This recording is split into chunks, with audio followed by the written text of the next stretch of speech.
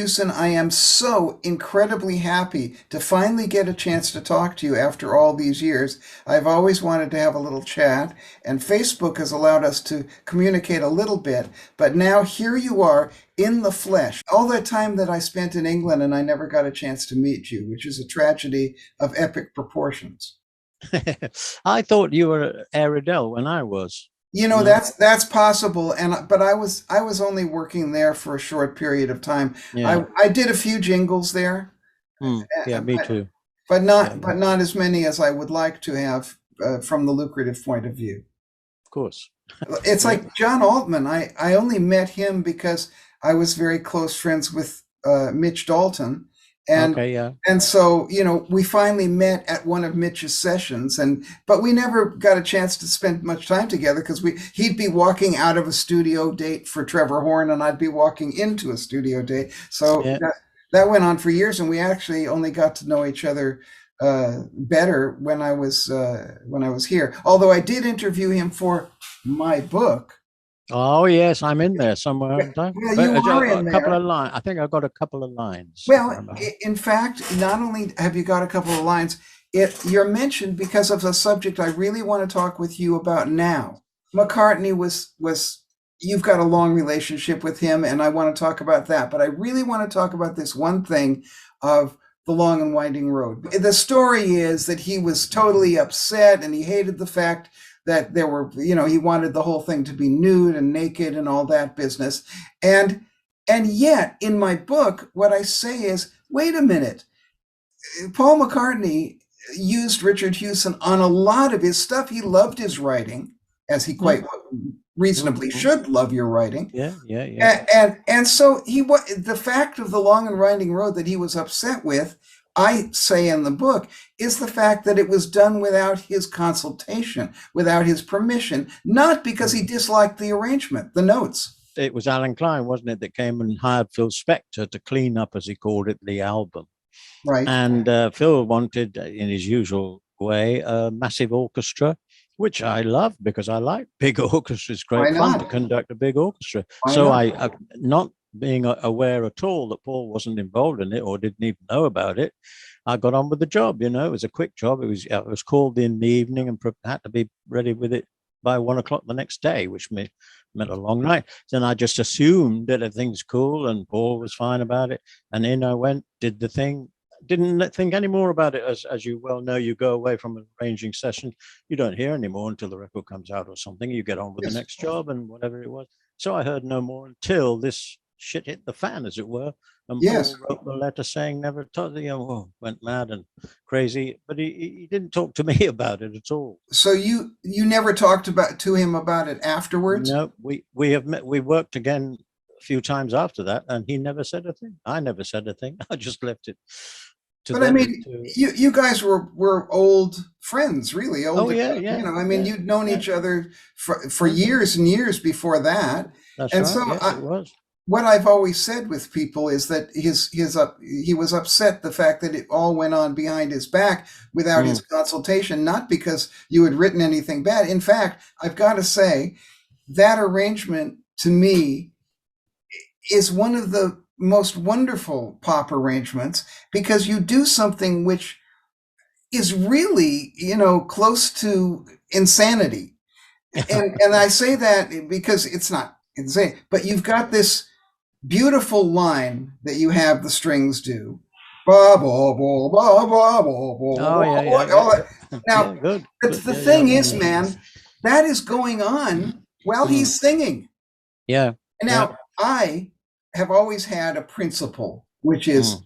stay out of the goddamn way of the singer as much as possible. And when I don't do it, the singer gets really pissed off. Yeah, And yeah, says, yeah, hey, it's hard for me to sing over that, yeah, clear it up a bit. yeah, But you, I guess because Paul wasn't involved in the thing, were able to write this thing. And it's a brilliant composition on its own because what I particularly love about that line is you play the motif, ba ba ba ba ba Yeah, ba, that's right. and then Yeah, you manage to use a very elegant way to go up the octave with it. yeah, that's right. Very nicely put, very well analysed.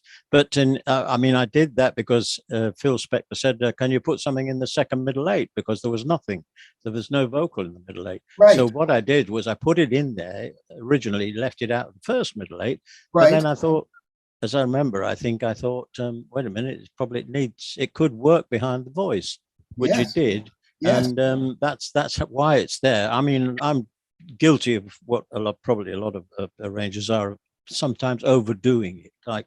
But my hero, you see, was Nelson Riddle. of course. He to me was my god, and still is. I still listen to Only the Lonely, the Frank Sinatra And so album. do I'm I. listening to it today. I listened to it last night, and I've listened to it for 50 years, and Yes, I still hear things that are great.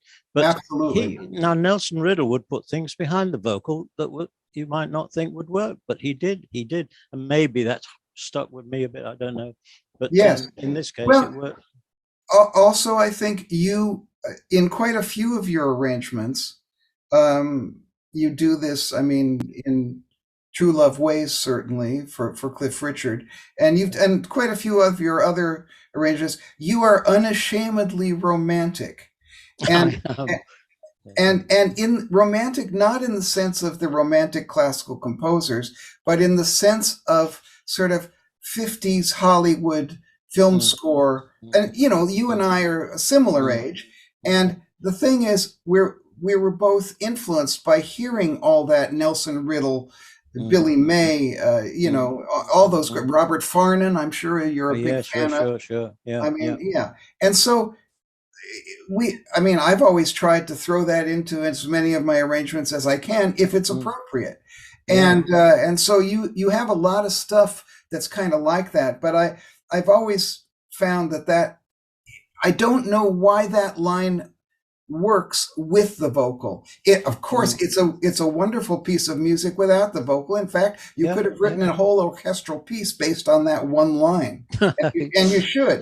Yeah, yeah. Well, But yeah. it shouldn't work with the vocal in Mm, terms of the rules of counterpoint. mm. And you're a Sure. classical guy, and I'm not. I never Right. studied Yeah. classical. Mm, Uh, mm. but it does work, which is just Yeah. it's always been a great thing to my students. I always point it out as something. Look, here are the rules of counterpoint. Now here's a line which is absolutely brilliant.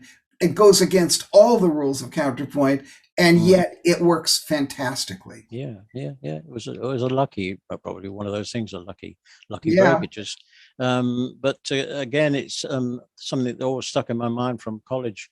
It's the logic of the line, not necessarily the clash of the notes. It's the logic of the exactly. line, and if the two lines are logical in their own right, they will work together, even though technically they may not be correct. Now that we've gotten some of my sort of fan thing out of the way of your work, it's interesting that you and I have both worked for Paul McCartney, Mm-hmm. and we both had the experience of working with him. So my question to you is, when I started working with him, which was 1986, it was on this project called the Cold Cuts Project, and he had asked me to come and reproduce, arrange, get these tracks finished.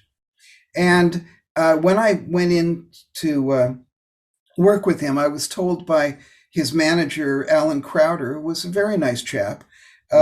He said, "Whatever you do, two rules. Number one, don't mention John Lennon at all, because he Right. doesn't like to talk about the Beatles." Mm. And I said, "Okay." And number two, he is very, very autocratic. So do exactly what he says. You'll have to be very careful that he very controlling. Well, when I went in to work with him, he was anything but controlling. He gave me complete freedom, as I've read that he gave you complete freedom whenever you worked Absolutely. with him. Tell Yeah. me a little bit about your working experience with Mr. McCartney. Well, the first thing I did would have been shortly after I came out of college, actually, was when he discovered Mary Hopkin, the folk singer, Yeah, on Opportunity Knocks. And we had a mutual friend in Peter Asher who went Right. and we had a little band together. Peter was a bass player, and there's another actor who was still around called Nigel Anti, who was a brilliant drummer. And we used to rehearse around at Peter's house. And of course, Paul McCartney was going out with Jane Asher at the time. We're talking 1967, 8, around there. So obviously I got the contact through Peter. And then when he discovered Mary Hopkin as a folk singer, he discovered this folk song, which was those were the days, a Russian folk song that Gene Raskin eventually wrote the lyric for. Otherwise, I could have copped the royalty being an out of copyright arranger of an out of copyright tune. Anyway, that's by the by. So he said, Peter, I need an arranger for this, but I don't want an ordinary pop arranger.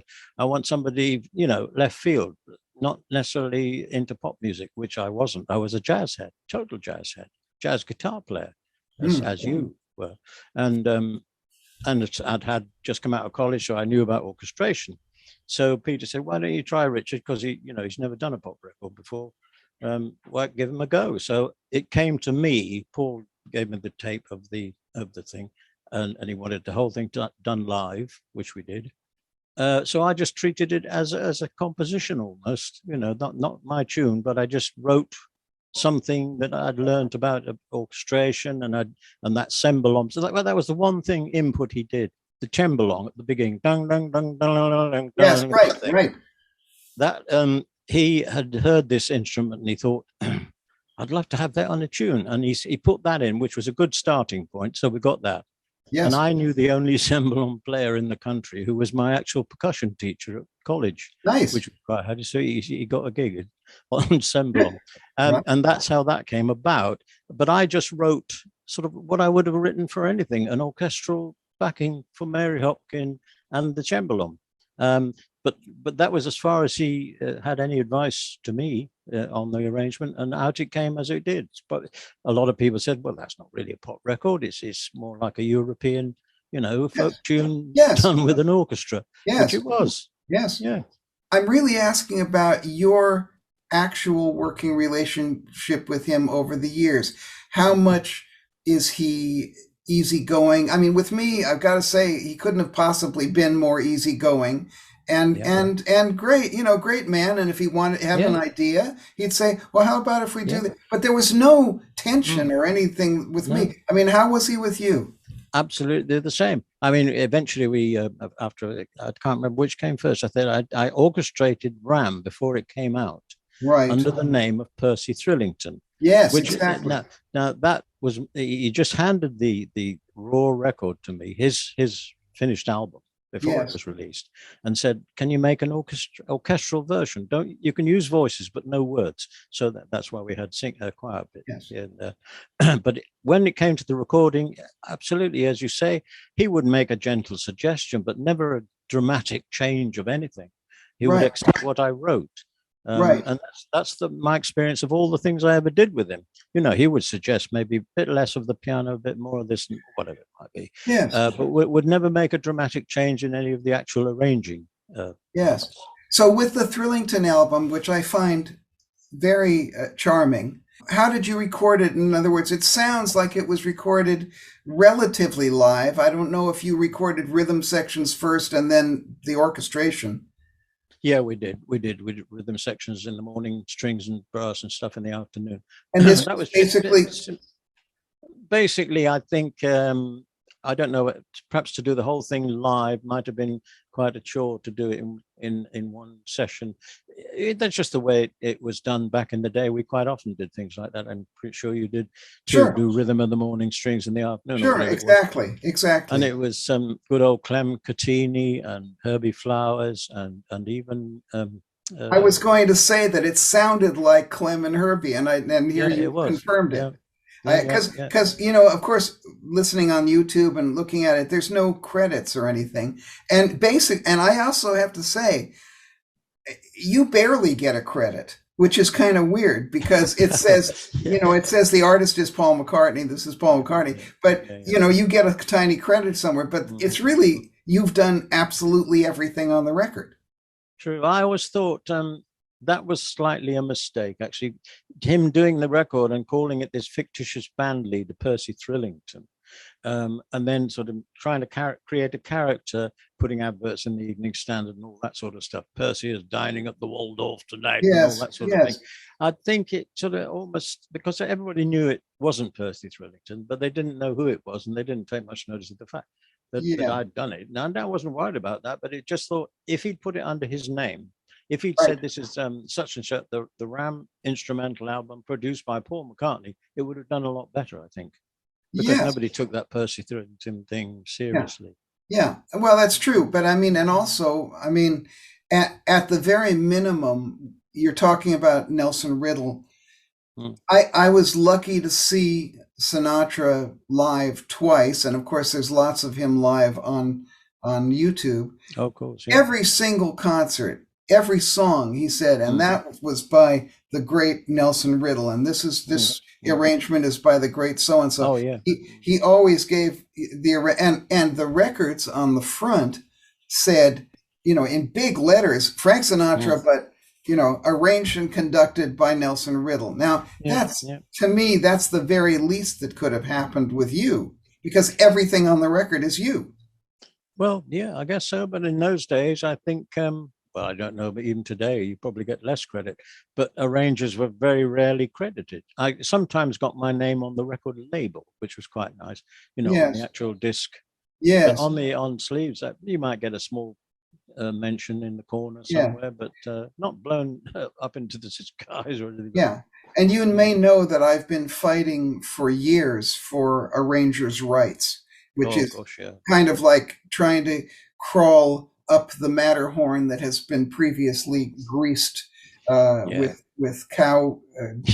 But anyway, it's been a tough thing. And one of the things which I think should be absolutely guaranteed is a credit for arrangers on records, because it's the only way we ever have a career is that somebody says, oh, I heard you did that Cliff Richard arrangement, I want to use you for this.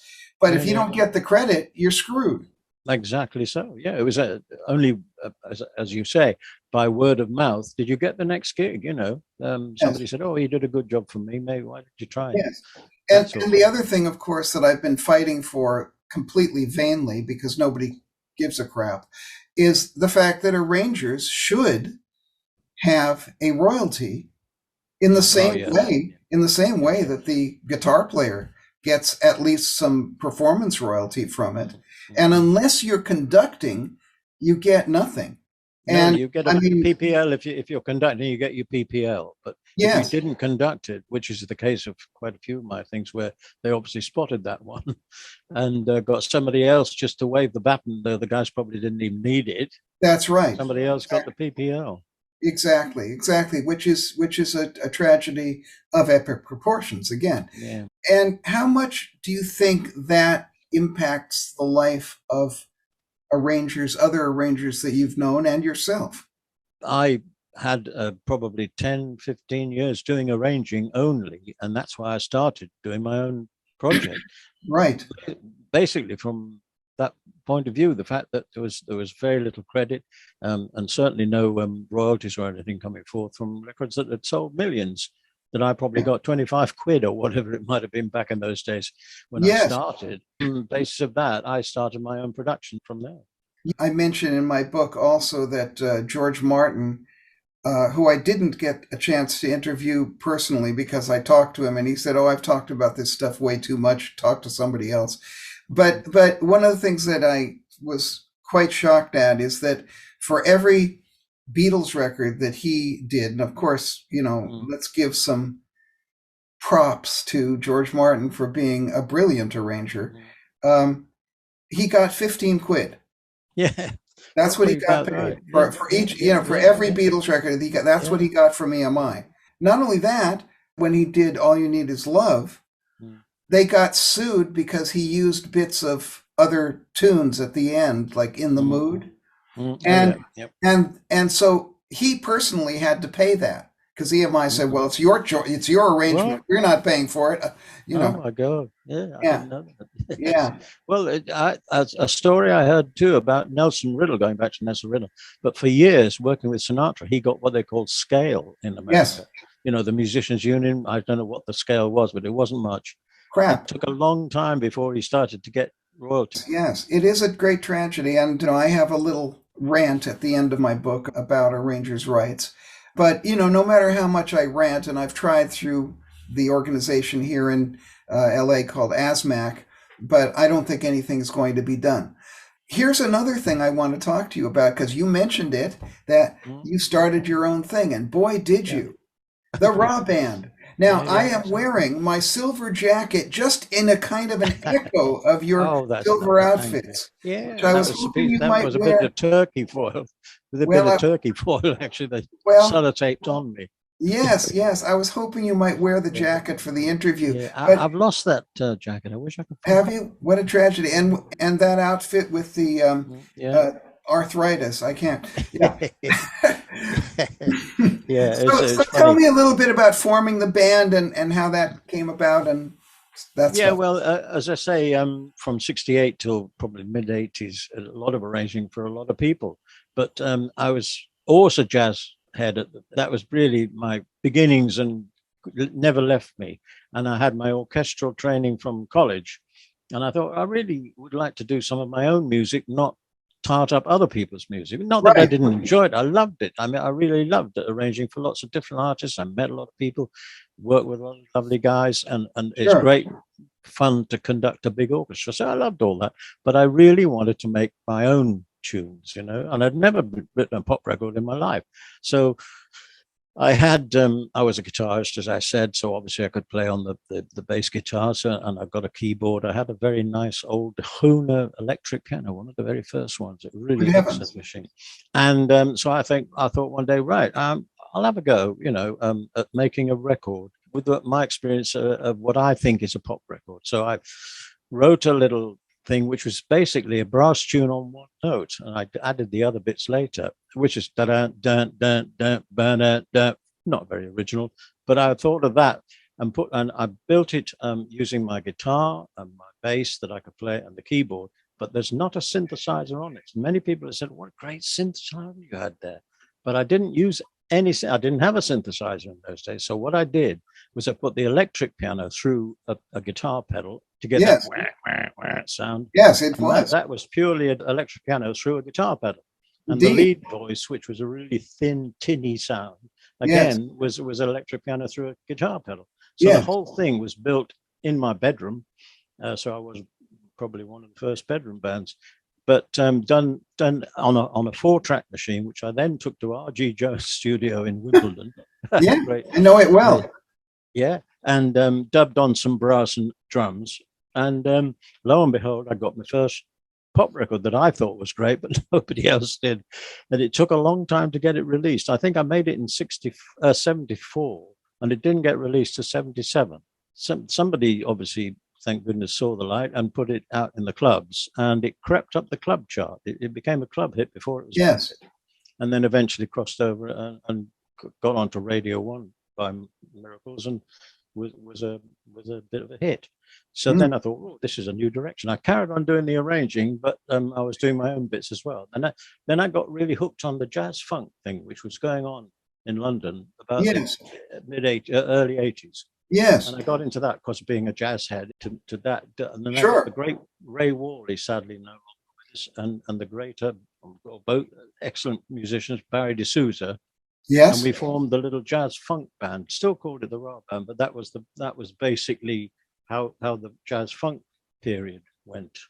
I did a couple of instrumentals which also made the charts, not high, but they made the charts and did very well in the clubs. I did better in clubs than I did crossover charts, really. And then I thought, what about trying to put a vocal on it? So if I can make it, a bit more appealing across the market. Of So course. I wrote a little tune, and I didn't have a lyricist, so I just made up some words like very simple, "Come with me." Oh, that sounds all right. That'll do. And I Yeah. just sat in the bath one day and wrote wrote to a track I'd written, jazz funky track.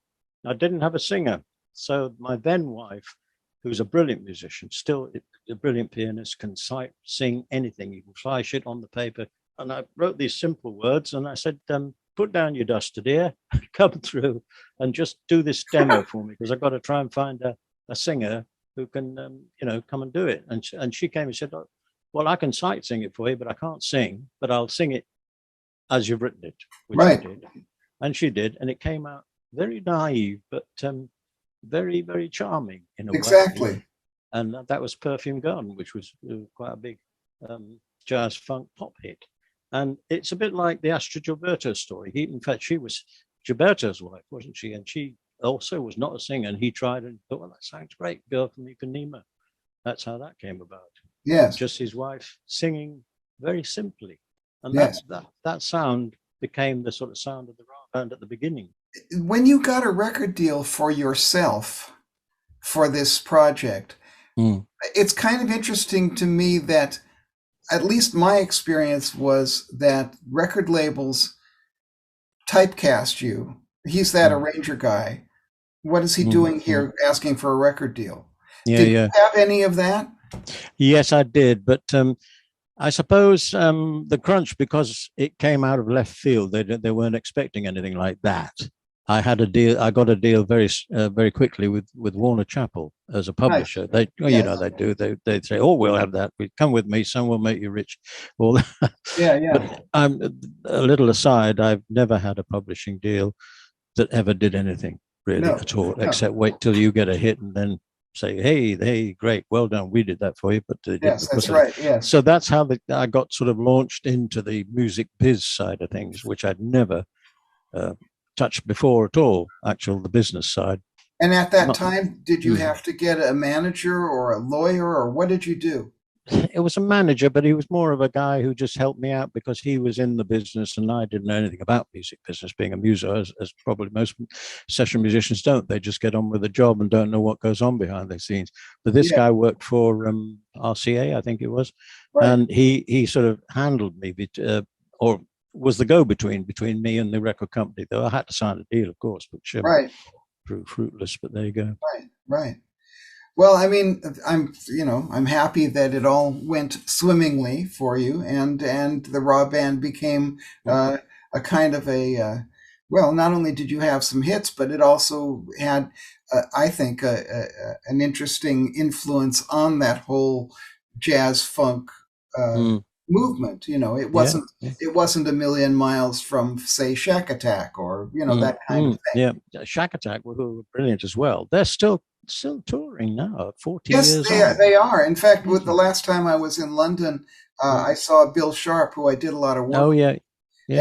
He's a great guy and a great musician, and I'm glad they're still going because it was nice music, and well, the RAH band actually is going to have, under the direction of my son, who is a brilliant musician, much better than me.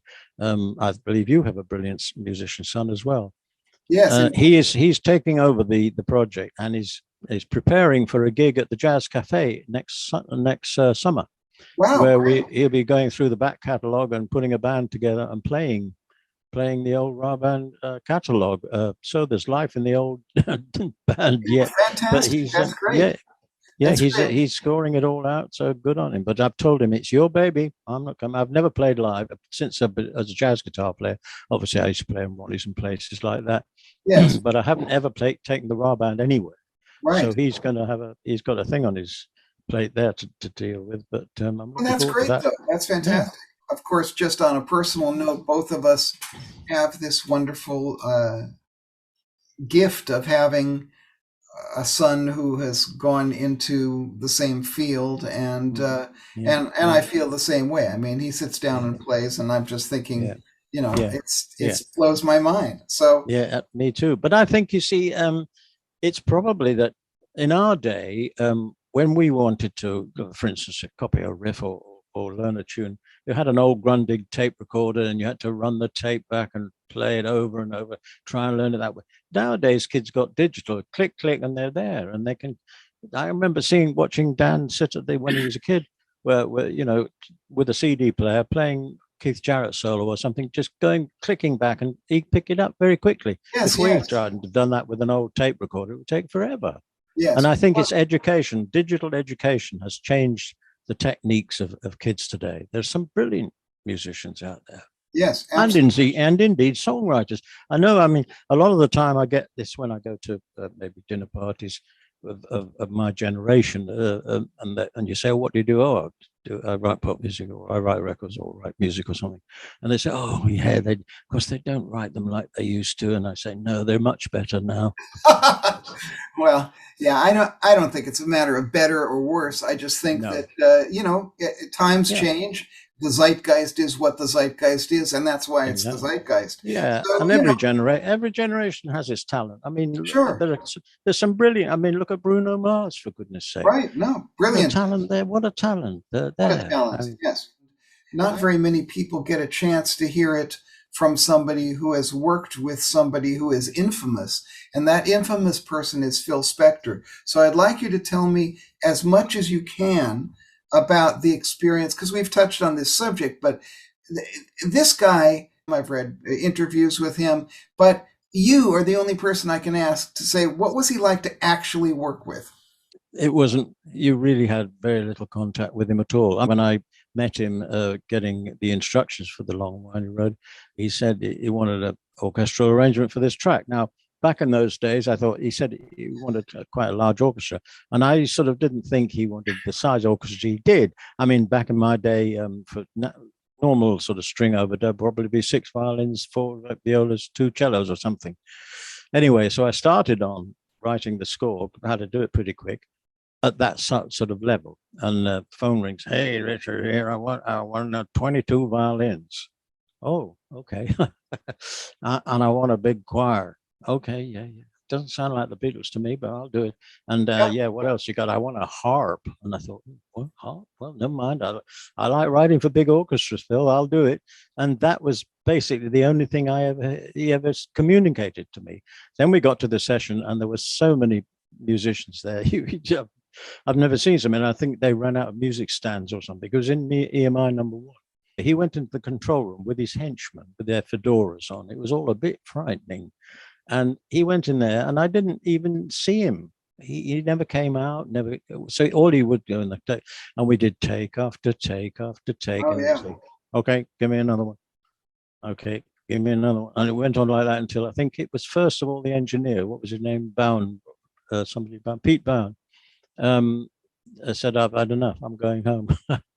And so I thought, right, that's the end. I'll go home too. But Phil never came out, never shook my hand.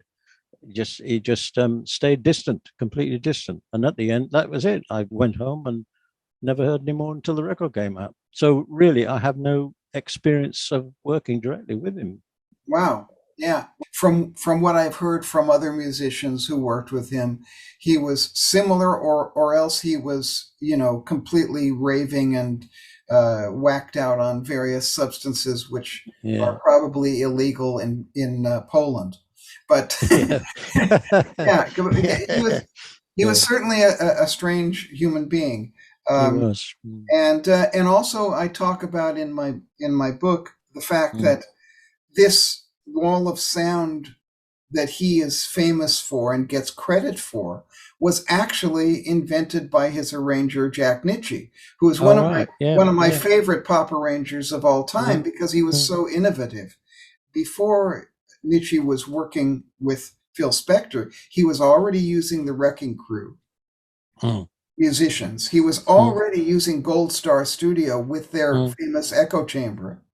He was also already using things like 3 timpani, 4 pianos, 3 guitars. He was doing this multiple thing and double choirs. He was doing that all. If you listen, he did a record for believe it or not, Doris Day, which is huge.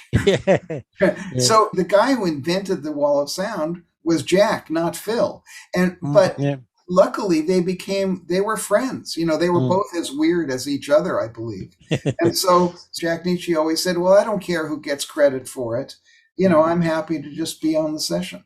So, but it's an interesting thing from an arrangement point of view. First of all, I love your arrangement of True Love Ways. It's, again, unashamedly romantic and slushy, and I love that. everybody who I know, I haven't had the pleasure of working with Cliff, but everybody who I know who's worked with him said that he's absolutely charming. Absolutely charming. Yeah, we did that concert at the Albert Hall. My one and only time I've ever stood up on that famous podium and Right, conducted the London Philharmonic Orchestra, which right. was amazing. I mean, that's Yes. something you never forget. On that record, he played one of my favorite arrangements of mine, which I'm proud of, is a song that I originally did with Clifford T. Ward, a very quiet, very shy songwriter, but brilliant. And he died young again. I'm afraid so many of these guys die so young. Anyway, this is called Up in the World. It was just with Cliff and his voice. Cliff T. Ward originally, and Cliff liked it. Funnily enough, Cliff. So we did it at that concert, and that was really lovely to do that with the LPO strings. Nice. Just him and the voice. No, he was charming, absolutely charming. I did quite a few things with him back in those days, and in all cases, very similar to McCartney. Just made a few suggestions, but would never override the writing. And of course, also one of the finest singers, in just even from a technical point of view, but from a taste point of view, Yeah. ever. And so it's nice to hear him accompanied by an orchestra, so that his voice is able to do the subtlety of it and his particular vibrato. I just love that. Yeah. So tell me a little bit about what you're up to now. I see your studio is all warm and Yes, it's the Dinosaur Studio. It's got stuff in here that I've had for 30, 40 years. nice. A lot of it's beginning to break down now. But you know what? It makes life for an old man very simple, because whereas I went to a Brighton music conference a couple of years ago with a tech guy, a tech DJ, well into all the tech stuff. And we went together, and the guy came up to me, he said, "Hey, Richard, I got this machine here. It's a drum thing, and you got 35,000 drum sounds on here." And I thought, oh my God, how would I start the day? Exactly. I've only got two sounds now, two drum machines, if you like, so it's great. I come in here and I think I'll use either this one or that one. Similar with synths. I've got 2 or 3 synths that work, and I use them all the time. But then Dan, my son Dan, came over the other day and said, "Dad said, don't change it, because you've got a sound here, which is everybody recognizes." If you had all you see, I don't use I use digital recording, but I use Akai DPS, an actual DPS recorder, which is a digital recorder, but it's not Pro Tools or Logic or Cubase. I don't go down that route. So I'm probably the only guy in the world now who doesn't use a computer. I do use it for editing, I have to say that, but I don't use it for recording. I use digital through this old Soundcraft desk, this lovely old S5000 or whatever it's called. Nice. That lovely analog sound, and these massive tannoy speakers and a digital recorder, and I get a really nice big sound out of it. But I'm not using Pro Tools or like anybody else. Well, good for you. And I am very sad that my old studio, I sold all that stuff, and old equipment is really going for serious cash now, because you can't get some of these units and modules. So anyway, it's great that you're doing that, and I look forward to hearing your new stuff. Well, in fact, next year I've got a new publishing deal. Yeah, another one, publishing management deal, starting actually on the 1st of January. I'm glad. Well, nice. See what they do. Yeah, it should be good. But they are going to do a box set of all the back catalogue. So all the old stuff's coming out again, plus remixes and all that kind of stuff. So I've got stuff to keep me going, till the day I die. Well, let's not discuss that right here and now, because this is Radio Richard, and nobody dies on radio. Nobody dies. Could be the first. Well, Richard, thank you so much for Richard being on Radio Richard, because it's been a great fun thing, and you've answered a lot of the things that I've been wondering about for years. And I hope we'll keep in touch. And when the new album comes out, let us know. Yep. I certainly shall. And thank you for having me, Richard. Yeah, we're Richards. We're two Richards. That's right. Exactly. Okay. Radio Richard is a unique collection of my interviews with fellow creators, revealing not only how they do that voodoo that they do so well, but why. So please, like, share, subscribe, and donate so I can keep this channel going and give you this great content. Radio Richard. Be informed. Be amazed. Be inspired.